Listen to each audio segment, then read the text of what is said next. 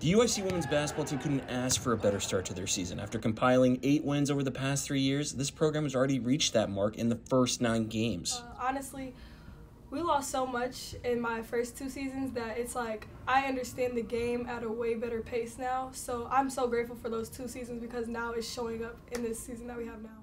This turnaround has been led by first-year head coach Ashleen Bracey. Since taking over of March this year, Bracey, along with her coaching staff's biggest focus, was to change the mindset of the program. It's not so much what specifically we do on the basketball court as much as it is, changing the culture of how we live our day-to-day lives.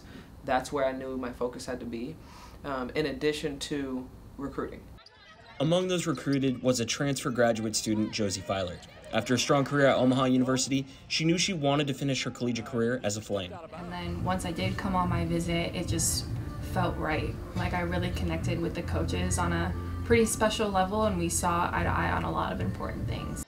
Winning the first 3 games in the season, Bracey saw the most teachable moments so far was in their first loss in the 4th game of the year to Fairleigh Dickinson. Opportunity for us to say, hey, we are going to take what we learned from this loss, we're not going to hang our heads, and we're going to be resilient, and we're going to take it out on the next opponent. Winning 5 games in a row since then, with their most recent victory over the Cincinnati Bearcats on December 4th, the Flames are now on pace for one of the best starts in program history.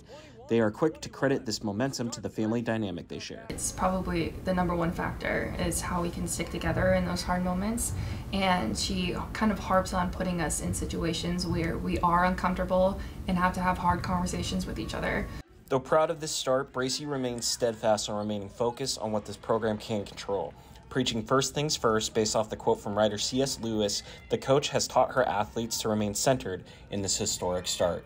First things first is like forgetting the outcome of things, forgetting the end goal, and just going along with the process. Do things the right way no matter what the outcome is. So if we have a good play but the shot doesn't go in, it's still a good play and we need to celebrate that. So it's just little things like that, like helping each other up and just really having each other's back, truthfully. Tip-off against the Northwestern Wildcats is scheduled for 7 p.m.